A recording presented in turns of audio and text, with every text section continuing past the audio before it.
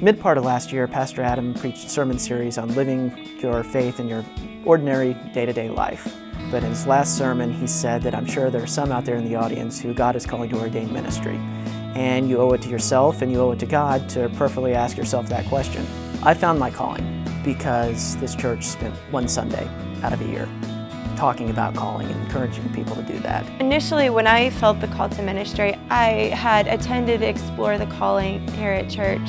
You were able to sit down and network with a lot of other people that had the exact same ideas as you, that, you know what, I might be being called to ministry. The first time I felt like I was called to ministry, I was in confirmation.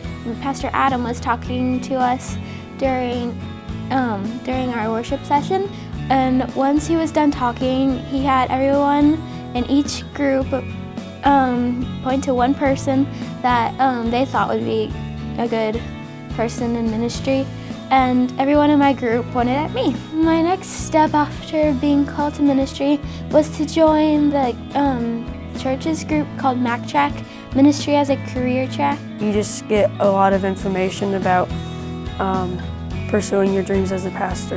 I think it's important for other churches to look to their youth to become pastors, because if they didn't, after a while the church would just die off.